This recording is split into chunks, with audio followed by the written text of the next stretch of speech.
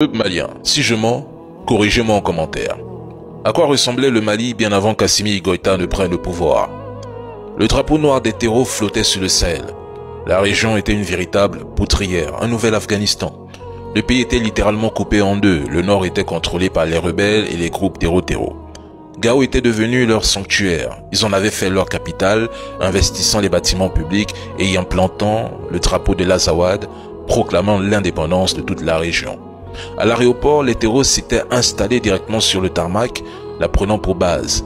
Le palais du gouverneur de Gao était devenu le quartier général du MNLA. Tombouctou, de son côté, était occupé par Ansardine, Acmi, Boko Haram et d'autres groupes armés venus d'Afrique, chacun imposant sa propre loi. Les bars étaient détruits et les fumeurs emprisonnés, et Ansardine imposait le port obligatoire du voile aux femmes. Face à cette oppression, les populations fuyaient vers le sud du pays. Tombouctou était devenue une ville morte, avec ses commerces et administrations fermés et ses banques pillées.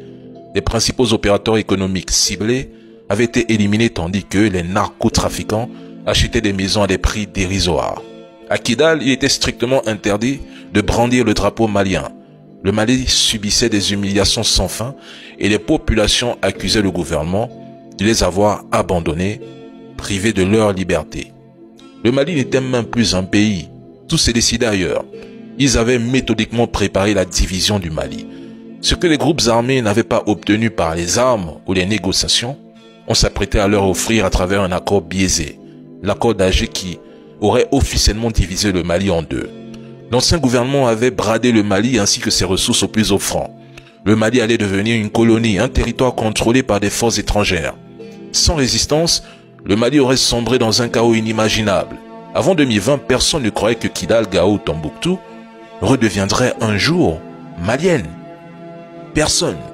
Le but de ce sinistre projet était de recoloniser le Mali d'ici 2035 et tout le sud du pays aurait été envahi par des groupes armés, créant un chaos indescriptible s'abattant sur le Sahel. Le Mali était sur une poutrière. Aujourd'hui, l'armée malienne se bat pour que vous ayez un pays. Assimi Goïta lutte pour ramener la paix et la sécurité au Mali. Vous critiquez parfois les Émirats pour avoir pillé l'or du Mali, mais cela se faisait sous la présidence d'Ibeka, pas sous celle de Goïta, clarifiant les choses.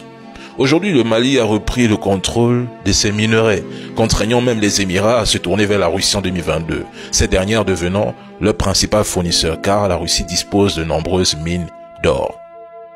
Le véritable enjeu de la guerre au Mali, au Sahel, n'est pas uniquement territorial, mais aussi économique, car cette région regorge de ressources importantes. Vous pouvez critiquer Assimi Goïta, mais lorsque le Mali sombrait, où étiez-vous? Vous trouvez normal que la force Takuba ait déployé des forces spéciales de l'Union européenne à Ménaka tandis que l'armée malienne n'avait même pas le droit de survoler cette zone? Ménaka est pourtant une ville de Mali. Que faisait-il là-bas? Le G5 Sahel, Barkhane, MINUSMA, Serval, qu'ont-ils apporté au Mali? Rien. La liberté actuelle du Mali ne la doit à personne, sauf à sa population et son armée. Avant de critiquer Assimi Goïta, souvenez-vous de ce qu'était le Mali avant 2020. Vous qui critiquez aujourd'hui Assimi Goïta, on vous a jamais entendu même murmurer lorsque le Mali était entre les mains des terreaux et des multinationales occidentales. Tous les jours, vous parlez de la Palestine. Tous les jours, vos blogueurs se concentrent sur l'Europe ou sur l'Afrique du Nord. Alors, laissez-moi parler de l'AES tous les jours. Quitte au double.